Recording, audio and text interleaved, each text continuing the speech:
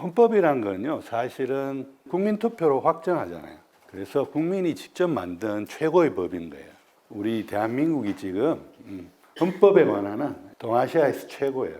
아시아 전체에서 최고예요. 헌법이란 건요, 사실은 국민이 만든 법이에요.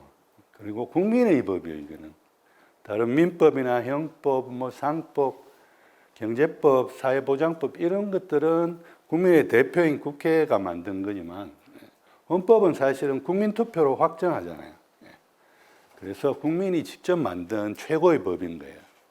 그러니까 국민이 직접 만든 헌법에 위배되면 대표가 만든 하위 법률들은 다 위헌이 돼서 무효가 되는 겁니다. 헌법은 그래서 사실은 법 중에 법인 거고 굉장히 중요한 법인 거죠. 사실은 헌법이 국민의 일상생활 구석구석에 영향을 미치게 한 것은 사실은 1988년 9월 1일 날 설립된 헌법재판소입니다. 그 전에 헌법은 그냥 이론이고 굉장히 추상적인 그러한 거고 실생활에는 별로 적용이 안 되는 학자들의 이론이었고 헌법전 속에서만 존재하는 그런 거였다면 88년 헌법재판소가 세워지고 나서부터는 수많은 판례들이 이제 쏟아져 나오면서 헌법이 규범력을 가지게 된 거죠. 그래서 실제로 국민 생활의 구석구석에 이제 영향을 미치게 되는 겁니다. 우리 대한민국이 지금 헌법에 관한 동아시아에서 최고예요. 아시아 전체에서 최고예요. 그거는 이제 헌법재판관들의 노력도 있었고 또 수많은 좋은 판례들이 쏟아져 나왔고 또 그것을 체계화하고 이론화하고 이렇게 해준 헌법학자들이 있었기 때문이죠. 그래서 저는 굉장히 자부심을 느낍니다. 자부심을 느끼고 드디어 그 K헌법이 이번에도 또 해냈어요. 권력자를 피 한 방울 안 흘리고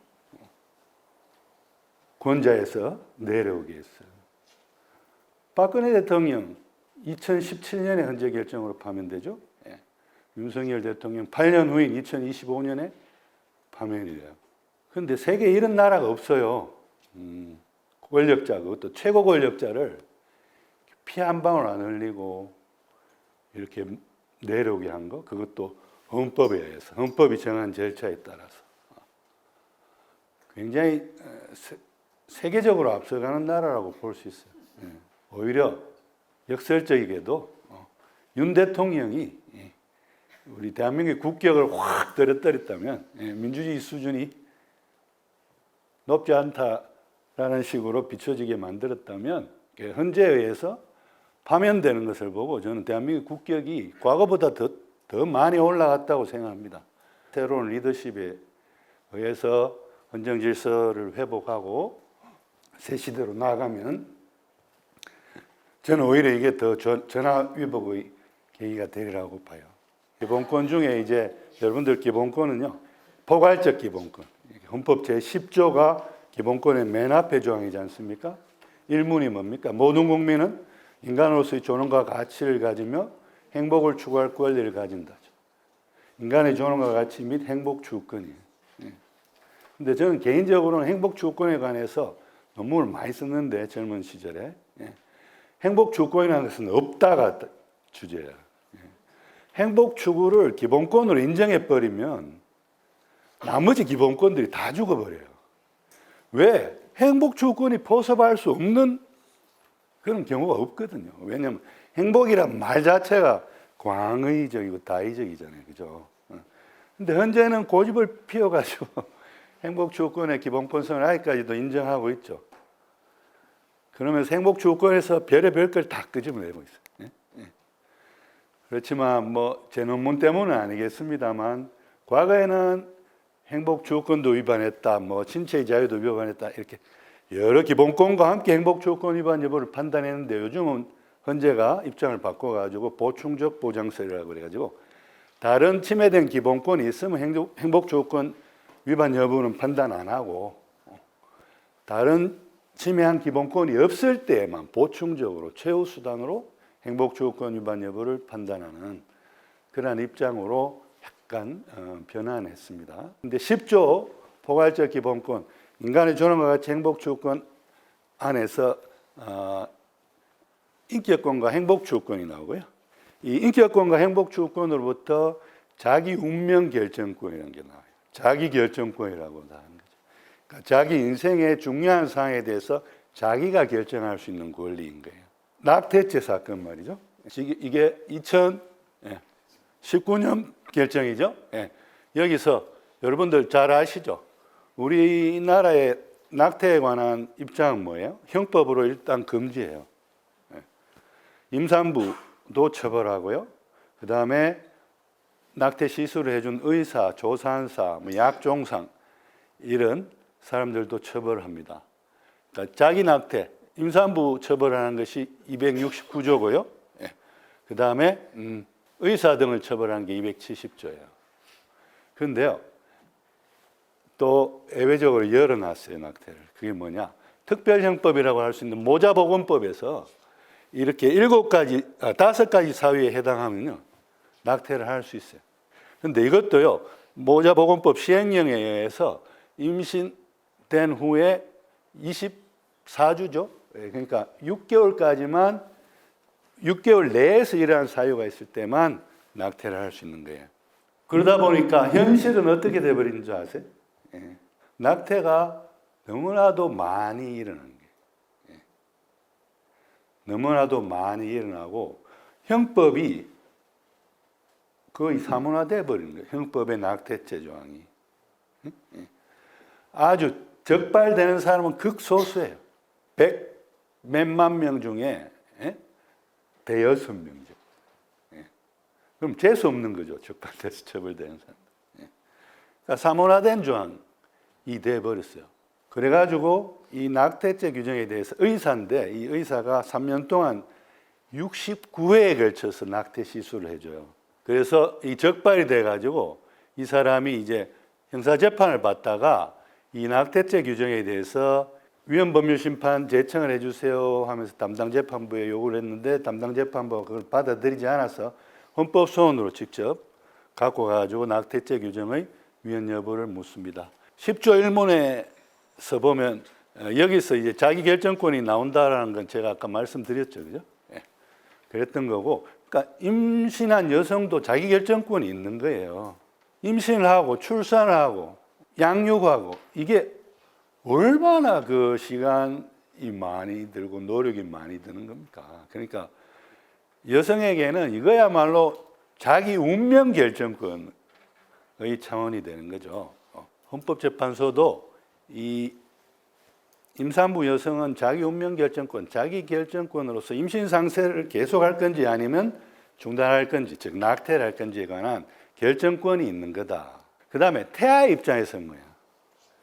태아는 생명권이 있습니다. 헌법은요, 언제부터 인간으로 보는지 아세요? 수정란이 자궁벽에 착상한 순간, 수태시부터 인간이에요, 헌법은. 근데 하위 법률인 민법은 언제부터 상속권이 인정되는 인간이 되죠? 일부 노출설이 다수설이라고 알고 있어요. 그러니까 태아의 신체 일부가 이제 자궁 밖으로 나왔을 때부터죠. 그러니까 태아도 생명권의 주체가 될 수 있는 거예요. 그러니까 사실은 낙태라는 것은요, 태아의 생명권과 임산부의 자기결정권의 충돌의 문제. 충돌의 문제인데 이게 나라마다 그 나라의 종교, 사회, 문화적 배경에 따라 낙태를 대하는 태도가 조금씩 달라요. 가장 보수적인 데가 독일 같은 나라예요. 거기는 가톨릭의 전통이 강하기 때문에 태아의 생명권을 굉장히 중시하기 때문에 낙태에 대해서 독일도 헌법재판소의 낙태죄 규정이 의사의 동의 낙태이고 그럴 경우는 이제 면책하게 해주는 그러한 형법 개정이 있었는데 그 위헌이라고 판결해버려요, 헌재가. 미국 같은 나라는 굉장히 실용적이잖아요. 그래서 이 사람들은 로비 웨이드 판결에서 임신의 9개월을 3개월로 해서 전, 중, 후반으로 나눠가지고 전반에는 아직 인간의 형상을 못 가졌으니까 그 낙태를 허용하는 거예요. 임산부의 자기결정권을 우선시하죠. 그 다음에 후반에 3개월은 이미 여러분들 초음파에 보면 다 나오잖아요. 6개월 이후는. 예? 손가락 입에 넣는 까지 보이는데요. 그러니까 인간으로 보는 거예요. 그러니까 그거는 이제 생명권을 우선하는 거예요. 태아의 생명권을 우선해 하는 식으로. 그 3분기설이라고 해요. 근데 그거를 또 트럼프가 임명한 대법관들이 다수가 되면서 몇 년 전에 낙태권이란 건 없다. 그러면서 주의회가 알아서 해라. 이렇게 연방대법원이 또 후퇴해버리죠. 예. 그런 거고, 우리나라는 아까도 말씀드린 바와 같이 형법상의 낙태죄 규정을 통해서 전면적 일률적으로 금지합니다. 예. 그랬다가 모자보건법을 통해서 일부 열어줘요. 예. 그렇지만 이 모자보건법에서 열어준 부분도 굉장히 좁아요. 열어준 게. 그러니까 헌재가 뭐라 그랬냐. 임산부의 자기결정권에 관한 제한의 문제인데 이게 과잉금지 원칙이 위배되는 과잉한 제한이다 라고 하면서 위헌 결정은 안 내리고 그런데 헌법 불합치 하면서 헌법에 합치되지 아니하니까 2020년 12월 31일까지 개정해라. 입법 촉구 결정까지 같이 내렸어요. 그렇게 한 게 낙태죄 규정입니다. 이거는 10조의 인간의 존엄과 가치 행복 조건에서 나오는 자기결정권의 대표적인 예죠. 여러분들은 아실 것 같은데 동성동본 금원 규정에 관한 헌법재판소의 헌법 불합치 및 입법 촉구 결정 기억나세요? 네. 그게 제 박사학위 논문에 들어있어요. 그 판례 분석한 게요. 센세이셔널한 거죠, 사실은. 네. 동성동본의 금원은 현재 다수설에 하더라도 고려 중기 이후로는 전통이자 관습이죠. 그 다음에 소설에 할 것 같으면 저 고조선 시대부터 우리의 관습이죠. 그런데 그거를 제일 바람직한 거는 국회가 폐지 법안을 통과시키면 될 거예요. 민법 809조 1항에서 동성동본인 혈족 사이에는 혼인하지 못한다는 조항을 삭제하는 법안이 통과되면 되는데 그걸 못한 거예요. 국회가. 왜요? 이미 3번이나 60년대, 70년대 그 법안이 올라갔는데 맨 마지막에 안 돼요. 왜요? 국회의원들도 다 집안이 있을 거 아니에요. 문중에 어른이 전화해요. 의원 이번에 거기 폐지 법안에 찬성표 던지면 족보에서 팔아. 이러니까 마지막 순간에 이제 안 된 거예요. 그걸 해낸 사람이 입법부가 아니라 사법부가, 헌법재판소가 그 오랜 관습을 탁 중단시켰잖아요. 굉장히 대표적인 사법적 극주의. 그런데 여러분들이 가르치는 학생들은 동성동본 금원 이런 걸 모를 거예요, 아마. 그죠? 그래서 근데 여러분들은 아시죠? 이런 것처럼 이제 헌법재판소라는 게요, 또 헌법이라는 게요, 사실은 국민의 생활 구석구석에 영향을 미치는 거예요. 굉장히 중요해졌다는 거죠. 다음 판례로 제가 꼽은 게 평등권 관련해서 제대군인 가산점제 판결이죠. 이거 여러분들 잘 아시죠? 원래 제대군인 지원에 관한 법률 8조는요, 이제 제대군인들은 그것도 그 7급, 9급 공무원 시험 등에 있어서 가산점을 줬어요. 과목별 만점에 5%의 범위 안에서 가산점을 줬거든요. 대통령이 정하는 바에 의해서. 그리고 대통령령은 그러니까 2년 이상의 복무기간을 마치고 전역한 제대군이니까 현역 복무하면 5%, 2년 미만의 복무기간을 마치고 전역한 제대군인 3%의 가산점을 줬어요. 그런데요, 여러분들 요새는 좀 덜해졌는데요, 직전만 해도 공무원 시험 인기가 굉장히 치솟았죠. 그 다음에 교사 인기가 굉장히 올라갔잖아요. 왜? 안정된 직장이니까요. 경기가 안 좋고 안정된 직장을 선호할 때는 이 경쟁이 엄청난 거예요. 공무원 시험에 7급, 9급에. 그러니까 이 가산점 5%, 3%는 이 당락을 좌우하는 겁니다. 극단적으로 예를 들어 볼까요? 이제 제대군이 아닌 여성이에요. 여성 공무원 시험 응시자인데 올백을 맞았어요. 그런데 남자는 이제 예를 들어서 제대군인데 97점을 맞았다 합시다. 그런데 현역 갔다 왔어요. 그러면 5%의 가산점 받으면 몇 점이 되죠? 102점이 되는 거예요. 그리고 그 선발 인원이 그 직렬에 몇 명 안 돼요. 그 남자 100점 넘는 남자들로만 채워줄 수 있어요. 그러면 제대군인이 아닌 여성 지원자는 올백을 맞고도 떨어질 수 있다. 그래서 이게 사실은 제대군인 아닌 사람들에게 이제 7급, 9급 공무원 시험에 진출하는 것을 원천적으로 봉쇄하는, 그래서 과잉 금지의 원칙에 치매의 죄수성에 어긋나는 그러한 것이다라고 해서 위헌 결정이 났죠. 이거는 위헌 결정이 났고, 이게 며칠 날 선고된지 아세요, 여러분? 12월 24일에. 이번에 윤 대통령 파면 결정 4월 4일? 4월 며칠이었죠? 4월 4일 맞죠? 금요일이죠? 저 방송 나가서 그랬잖아요. 원래 대통령 탄핵하는 거는 금요일 날 선고하고 헌법재판관들 잠수 탑니다. 휴일 동안. 또 제대군이 이것도 마찬가지예요. 크리스마스 이브잖아요. 24일. 그러고 크리스마스 연말 연시 휴가 내고 잠수 탑니다. 그런데 잠수는 탔는데 현재 사이트가 폭발해 버리죠.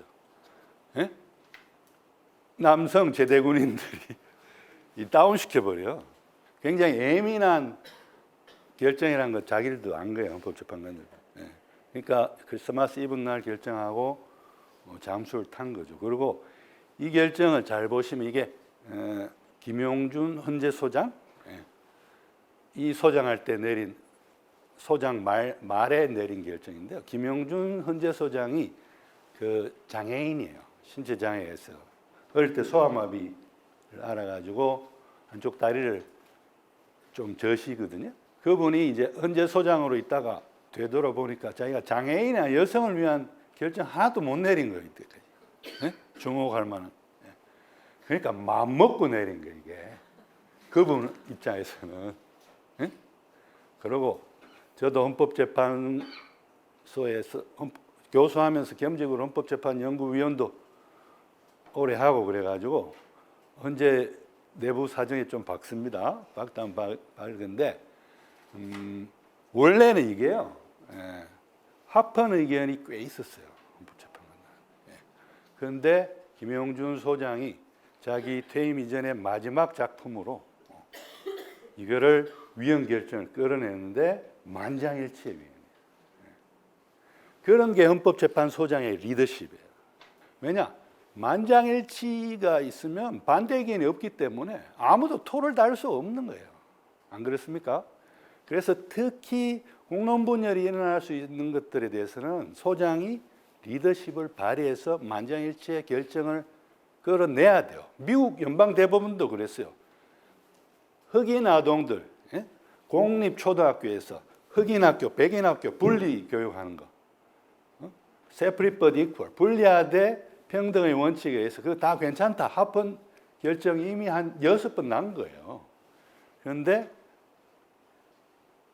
얼 워렌 대법원장이 캘리포니아 주지사 하다가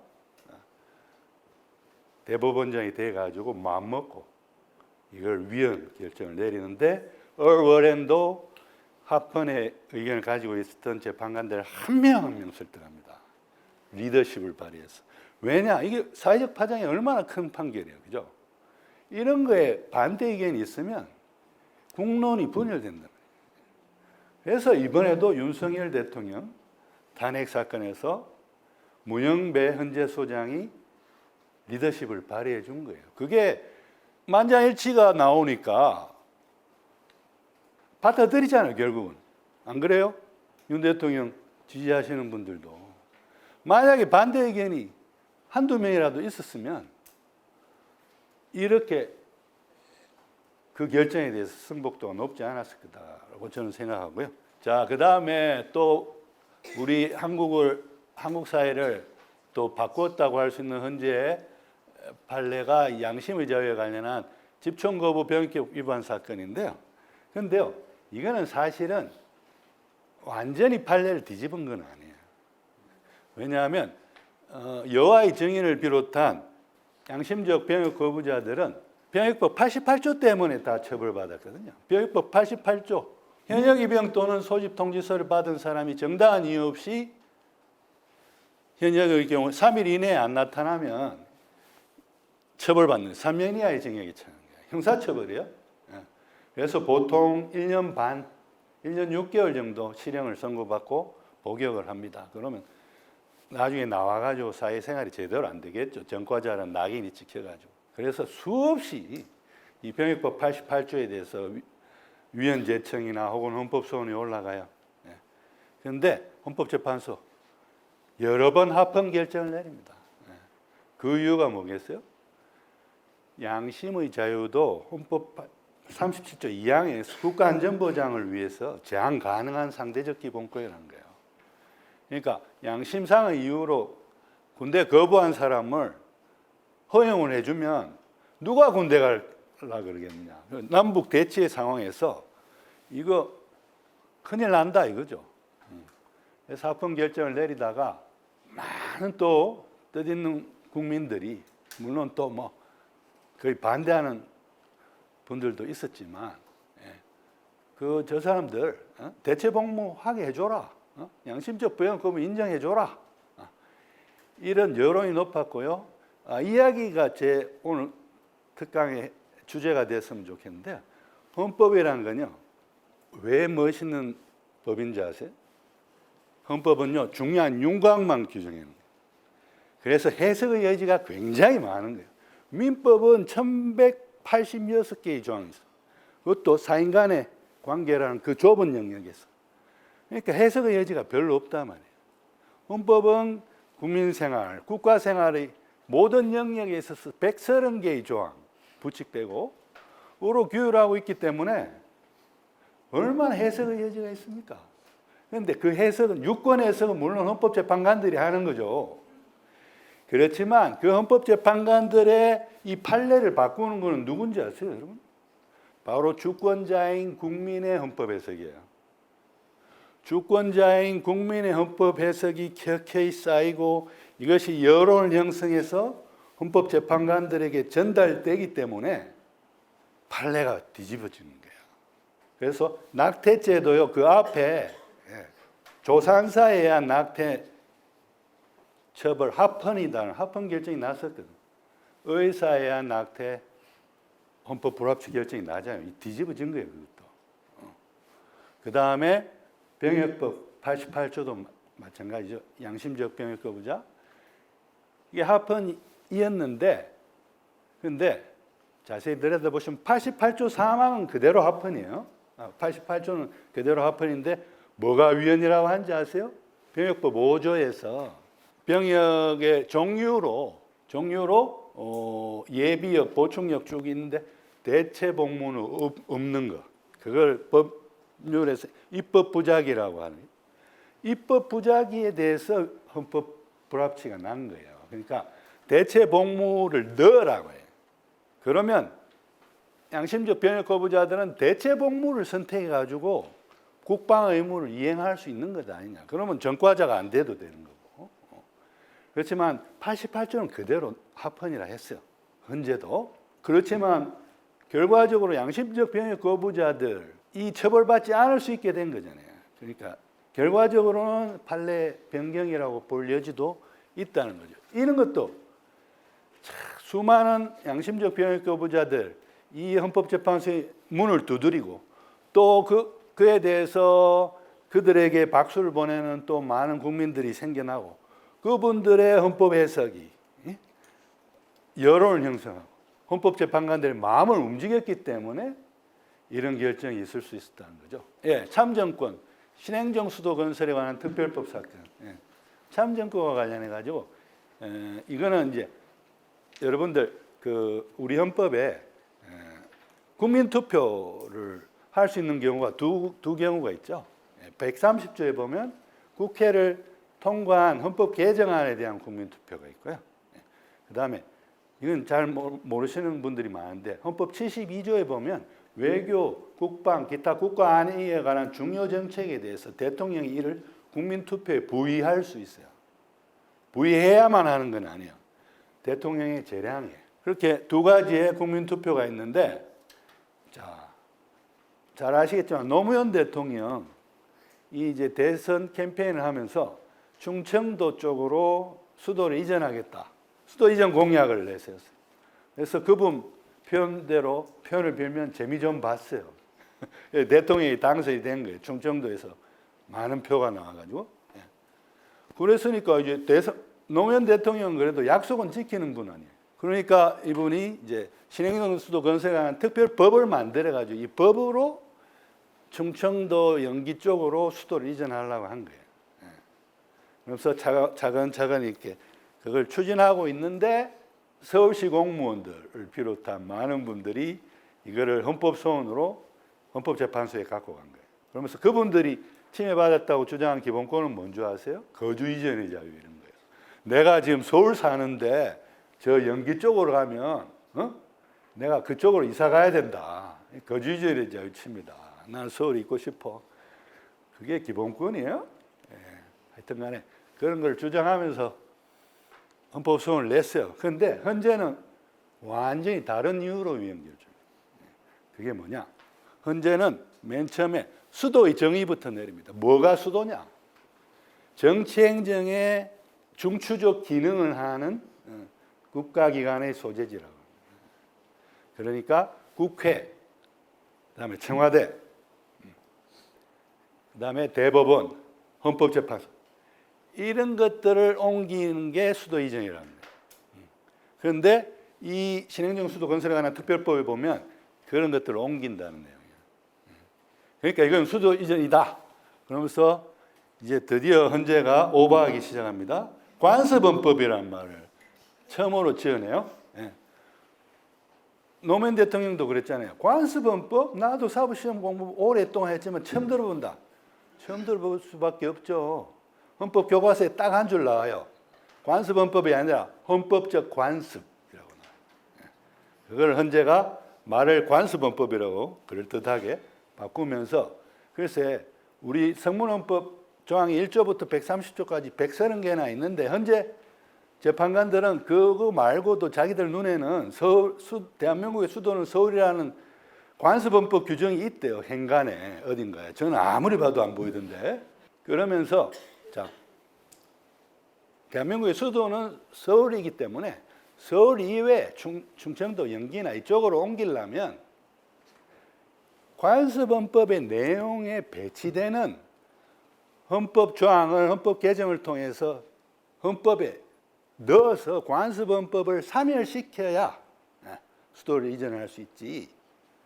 신행정 수도 건설에 관한 특별법이란 법률 하나 달랑 만들어 가지고 수도 이전할 수는 없다. 그러니까 예를 들어서 대한민국의 수도는 법률로 정한다든지, 그러면서 법률로 서울로 했다가 법을 개정해 가지고 충남 세종시로 했다가 이렇게 헌법 개정을 해 가지고 하는 건 괜찮은데 법률로 수도 이전하는 건 위헌이라는 거죠. 그러니까 이제 이게 헌법 개정안에 대한 국민 투표권을 침해했다는 거야, 결국은.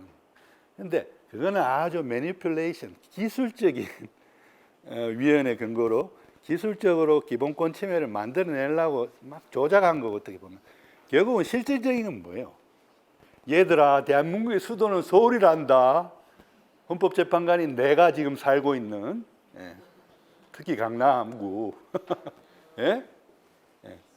그러니까 함부로 국회 따위가 법률로 수도 이전 안 돼. 이렇게 이야기한 거죠. 내 눈에는 보여. 대한민국의 수도는 서울이야. only 서울이야. 이렇게요. 그러니까 대한민국의 수도는 법률로 정한다라든지, 혹은 대한민국의 수도는 뭐 충청남도 뭐 세종시라든지, 혹은 대한민국의 수도는 행정 수도는 충청남도 세종시고 무슨 뭐 해양 수도는 부산이고 뭐 이렇게 여러 개 정할 수도 있는 거죠. 그렇게 정하는 헌법 개정을 하지 않고 법률로 옮기는 건 위헌이라는 거예요. 이것도 굉장히 센세이션했죠. 그래서 결국은 수도 이전을 못 했잖아요. 그러니까 이게 굉장히 우리 한국 사회를 그러니까 수도 이전을 막은 아주 보수적인 판결의 예라고 할 수 있습니다. 그리고 이제 사회권이라는 거 아시죠, 여러분들? 사회적 기본권 가장 역사가 짧은 기본권. 그러니까 복지국가의 새로운 기본권입니다. 현대를 구분하는 그 역사적 분기점은 세계 1, 2차 대전 이후를 현대라 하잖아요. 그 다음에 근대 시민혁명 이후 세계대전 이전을 근대라 하고. 근대에는 서구의 많은 국가들은 자본주의 국가였죠. 그렇다가 자본주의의 모순과 폐단이 있다. 내재적인 모순과 폐단이 빈익빈 부익부, 노사의 계급적 갈등과 대립, 또 주기적인 경제공황. 그건 경제학을 하는 교수님들이 분명하게 이야기하시는 거죠. 그리고 전쟁의 발발. 전쟁은 왜 일어날까요, 여러분? 인접 국가들이 이제 불황이 상당 기간 지속되는 걸 경제공황이라 하잖아요. 인접 국가들이 동시에 경제공황을 겪으면 정치인들은 그렇잖아요. 국민들의 내적 불만을 자기 잘못이라 안 그러고 옆 나라 찝쩍거려가지고 저 나라 때문에 우리가 이렇게 됐다 이러잖아요. 그 나라는 또 저 나라 때문에 우리가 이렇게 됐다 그러고 경제공황이 동시에 왔을 때 그게 전쟁으로 간 거예요. 이게 세계대전이에요. 유럽의 인접 국가들이 경제공황을 동시에 겪으면서 그러니까 자본주의이기 때문에 세계대전이 일어난 거란 말이에요. 그러니까 자본주의를 수정해야 된다. 그래서 부의균등 분배라든지 그게 공산주의처럼 뭐 계획 경제로 해가지고 똑같이 주자는 게 아니잖아요. 그래도 얼마만큼 인간으로서 존엄성을 가지는 인간으로서 먹고 살 만큼은 주게 해야 된다. 그게 복지국가 아닙니까? 그게 현대고요. 복지국가 현대 헌법들에서 수정자본주의 하에서 새롭게 등장한 기본권들이 다 복지국가의 기본권, 사회적 기본권인 거예요. 인간다운 생활을 할 권리, 사회보장수급권, 교육을 받을 권리, 근로의 권리, 노동상권, 모성보호권, 환경권 이런 거. 얼마나 좋은 기본권들이에요. 막 가슴이 울렁울렁거리지 않아요? 너무 좋아서. 그런데요, 현재 요걸 좀 할게요. 제가 헌법재판소에 연구위원을 했는데 저는 자유권부 소속이었어요. 그래서 많은 위헌 결정 연구관들이 쓴 보고서에 제가 코멘트를 해줬어요. 그런데 사회권부도 있거든요. 4개의 부가 있는데 사회권부는요. 연구관들이 너무너무 좋아해요. 왜? 할 일이 없어요. 왜? 어차피 다 합헌인데 뭐. 사회권을 침해한 경우라는 건 없는데 뭐. 그러니까 저분은 놀고 먹네. 그러면서 그런 생각을 할 정도로. 그런데 사회권부에서도 이제 위헌 결정이 난 게 시각장애인 안마사 제도. 사실은 저도 이 사건하고 깊이 관련이 됐는 게 제 제자 중에 박사과정 제자 중에 시각장애인이 있었어요. 저보다 나이 더 많았어요. 근데 그 제 제자가 도와달라 했어요. 맨 처음에는 이게 법이 아니라 안마사 규칙이라는 안마사 규칙이라는 의료법 시행 규칙이 있었다. 앞을 보지 못하는 자들이 맹학교에서 안마 교육을 받든지 혹은 후천적으로 그 시각장애인이 된 분들은 이제 맹학교를 안 나왔을 거니까 그 안마 수련 기관의 일정의 교육을 거치면 안마사 자격을 줬다. 그게 규칙이 있었는데 그 위헌 결정이 났어요. 헌재에서. 왜냐? 헌법 37조 2항에서 국민의 기본권은 즉 비시각장애인의 안마사가 되고자 하는 직업 선택의 자유는 법률로서만 제한할 수 있는데 안마사 규칙이라는 시행령으로 있잖아요. 그리고 하나는 이게 과잉금지 원칙이 위배된다. 너무 과하다. 왜냐하면 시각장애인에게 안마사 독점권을 주는 거잖아요. 독점권을 주지 말고 시각장애인도 안마사 할 수 있게 하고 비시각장애인 중에도 뭐 어떤 교육 과정을 거치고 시험을 통과하면은 안마사 할 수 있게 하고 부분적으로 말이에요. 예. 그렇게 할 수도 있었는데 이거는 시각장애인만 안마사 할 수 있게 한 거기 때문에 너무 과하다. 과잉금지 원칙에 위배된다. 라는 면도 있었어요. 그런데 과잉금지 원칙 위반 부분은 5명이 그걸 이유로 위헌이라 했어요. 근데 도와달라 했어요. 예. 그래서 의료법 개정안을 만드는데 제가 도움을 좀 줬어요. 저도 고민을 해봤어요. 그런데 과잉금지 원칙 이건 어차피 6명의 위헌이라 해야 위헌이잖아요. 5명이 과잉금지 원칙이 위반된다고 했고 이 규칙 법률이 아닌 규칙으로 안마사 독점권을 주는 거는 이거는 빼박인 거예요, 그죠? 예. 그러니까 이걸 규칙에서 의료법으로 올렸어요. 예. 그리고 내용은 거의 손 안 댔어요. 그러니까 당연히 또 스포츠 마사지 연합회 신촌에 무슨 목사님이 회장이었는데 거기서 이제 헌법소원을 걸었죠, 바로. 그래서 이제 그 결정이 이겁니다. 이거였는데 저는 이제 헌재가 왜 국민들의 관심이 많은 사건들은 원래 헌법소원은 서면 심리가 원칙인데 국민의 관심이 많으면 예외적으로 공개 변론을 열기도 하거든요, 헌법소원도. 그래서 이 사건 헌법소원 사건 공개 변론을 열었는데 제가 이제 시각장애인들을 위한 진술인으로 나가서 진술을 했어요. 그때 헌법재판관들 중에 저한테 유독 질문을 많이 한 재판관이 있어요. 그러면서 그분은 아니 독점권을 주는 건 너무하지 않느냐. 그래서 한 50%는 시각장애인에게 주고 나머지 50%는 비시각장애인한테도 줄 수 있게 하면 윈윈하는 거 아니냐. 그렇게 질문을 하시더라고요. 그래서 제가 시각장애인 연합회 분들도 많이 만나보고 그래서 그 경험으로 제가 말씀드렸어요. 재판관님 그건 제가 둘러본 현실로는 그건 현실을 모르는 탁상 공론이라고 생각합니다. 왜냐하면 안마사 비시각장애인 안마사가 출연을 하면은 시각장애인 안마사들은 다 밀려납니다. 시각장애인에게 텔레마케팅도 굉장히 텔레마케터로 시각장애인 시각장애에서도 이렇게 전화 받고 하는 거니까 그걸로 좀 많이 진술시키려 했는데 그것도 안 되더라니까요. 시각장애인이 아닌 텔레마케터들한테 밀리는 거예요. 그러니까 시각장애인들한테는 어떤 독점권을 줘야 되는 거예요. 어떤 직업이라도. 그래야 그거를 가지고 이제 그걸로 이제 생활에 터전이 되는 거죠. 그 직업이. 그러면서 그게 시각장애인의 헌법 34조가 규정하고 있는 생존권.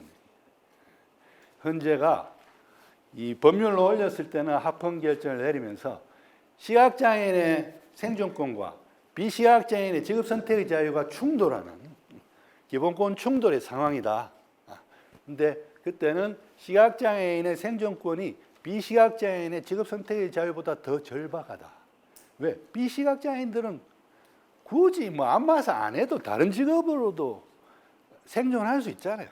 근데 시각장애인에게는 이게 거의 유일한 생활의 터전이고 직업이기 때문에 생존권을 시각장애인의 생존권을 비시각장애인의 직업 선택의 자유보다 우선시켜준 거예요. 이게 사회권에 관한 판결이었고 이게 아주 기념비적인 판결이고 이후에도 그러면 계속해서 헌법소원 합헌 결정 나오면 또 제기하고 또 제기하고 그럼 헌재는 이때까지는 계속 합헌 결정을 내려오고 있습니다.